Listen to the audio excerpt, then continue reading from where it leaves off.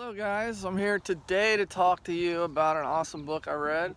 It's called Can't Hurt Me by David Goggins. He's a Navy SEAL, or he's an ex-Navy SEAL.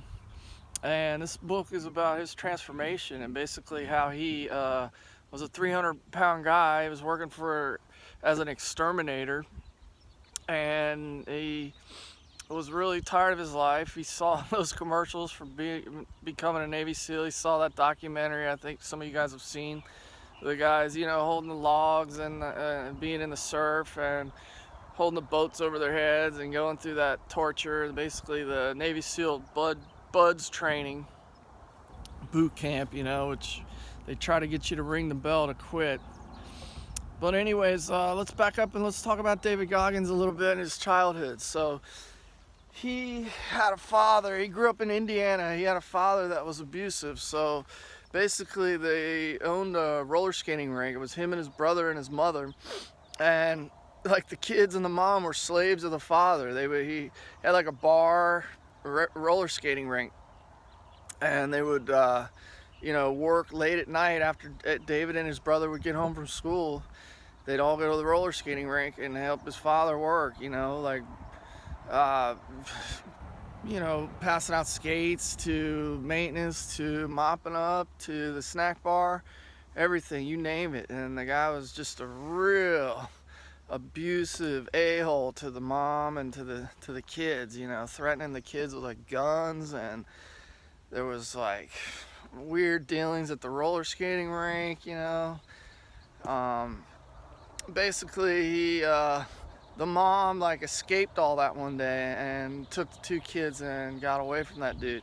So this guy's childhood was like filled with tons of tragedy, because it turns out then the mom's new boyfriend, they moved to another town in Indiana to get away from this guy, and she took the two kids. And the new boyfriend, like the mom was finally happy and the kids were finally getting happy, and the new guy ended up getting murdered. It was like some burglary gone wrong or something. He was like a businessman in Indiana, ended up getting killed, and David walked by, saw the body, and there was police tape, and this guy's childhood was like, it couldn't have been more hellish. And then he tells a story in the book about at the new school, he's in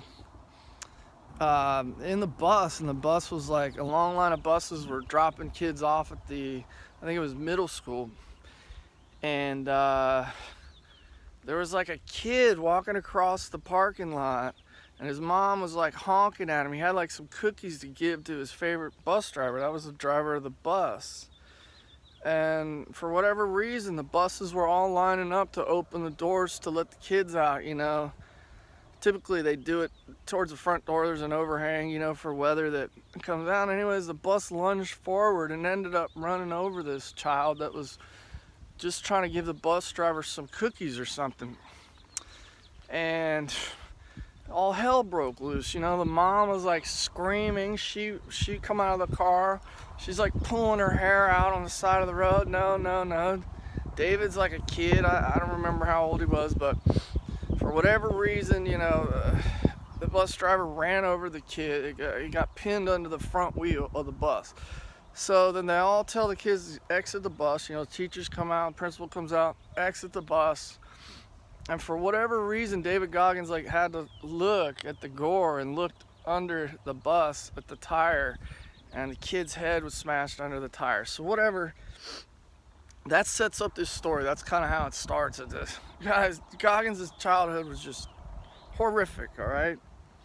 So, all these things happen to him, That's what makes this story so fantastic. He overcomes it all, This book is about pure will and inspiration, He later goes on to become a Navy SEAL and a long distance, ultra marathon runner, He went to the Navy SEAL recruiting office. He was like 300 pounds. I think he dropped like 100 pounds in a little over a month or so to try to even be considered for this, so the recruiter would consider him. Anyway, so, and I just want to say, I find like if now I'm on this Navy SEALs kick. I'm reading all these books by Navy SEALs. It's just fascinating. It's like the 1% alpha male. There was a time, a long time ago, I read all these books on Hell's Angels, and it was fascinating to me. And I was like, why do I like this stuff? It's because these guys are the modern day true 1% alpha male. You know, there's nobody tougher mentally, physically than Navy SEALs. They're fascinating high performers, you know. They're Navy officers, you know. They go through rigorous training, and most of them never pass, you know. That's why there's this, you know, the documentary where they ring the bell and they just say, I quit, whatever. You've seen that on the TV, but the training is incredible. David went through Bud's training 3 times. I guess he had pneumonia once, he had broken his legs, stress fractures, and basically they told him this is the last time, you know. And he was like going into credit card debt, living in San Diego in an apartment with his girlfriend, and everything depended on him becoming a SEAL. I think the base pay was like $67,000 a year, and basically he was going to become a SEAL or he was going to die trying. So it's an incredible story. And he lays out the principle in the book of the 40% rule. It's basically, he found out about it a long time ago, just pushing himself through SEAL training. Bud's, like I said, 3 times through these ultra marathon races that are sometimes 100 miles plus, you know, sometimes going up and down a mountain, like 4 miles is like 1 lap, you know. It's these incredible 100-mile plus races. Some are in the Mojave Desert. They're known for, like, ultra marathons are known for the gruelest conditions on earth, and the highest performers and endurance athletes that push themselves beyond the brink. So anyways, back to the 40% rule. He found out through this that it was a mental game when he was running, when he was in Buds for the 3rd time, you know, that the SEAL training was more mental, you know, and he found out he could push himself. When your body says quit and you say you're done, I absolutely can't. 40%. Your pain kicks in at 40%. He says you can go well past that. You can push past the point of fear.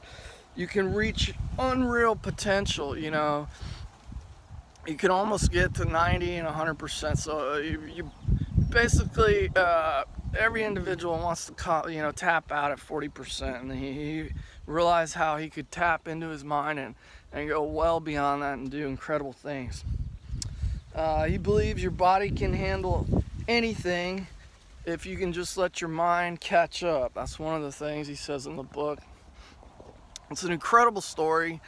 You know, him getting into running, all the training he did even before he got to being a SEAL, and even while he was a SEAL, he was still like maintaining this huge high level of like unreal, you know,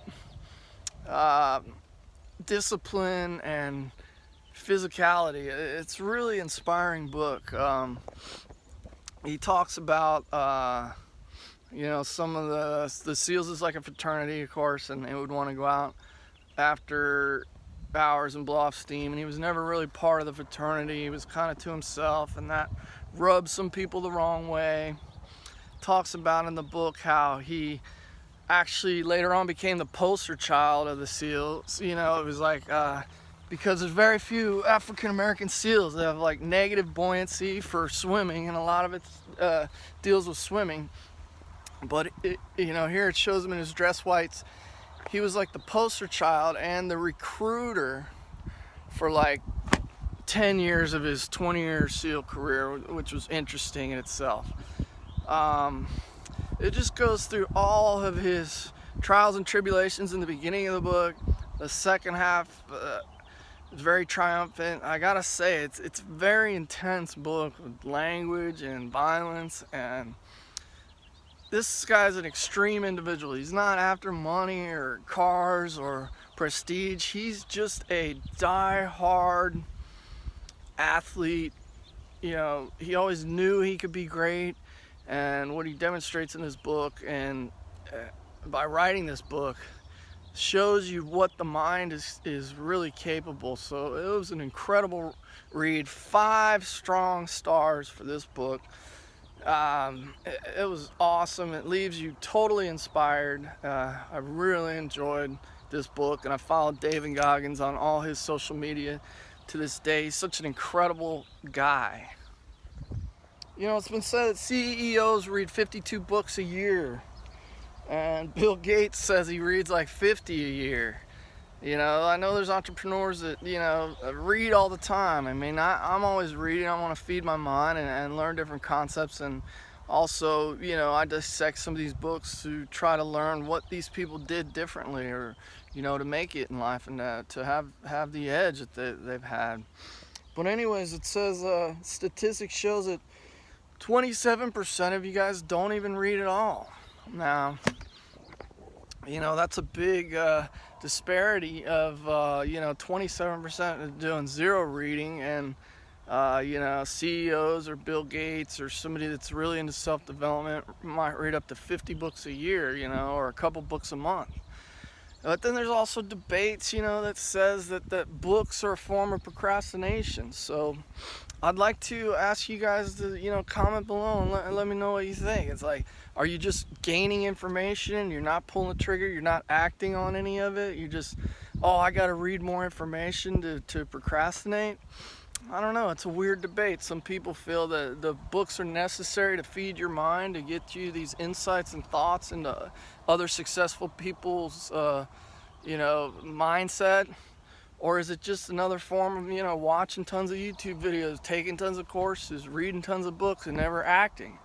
So let me know in the comments below. Also subscribe, hit the thumbs up, and thanks for watching.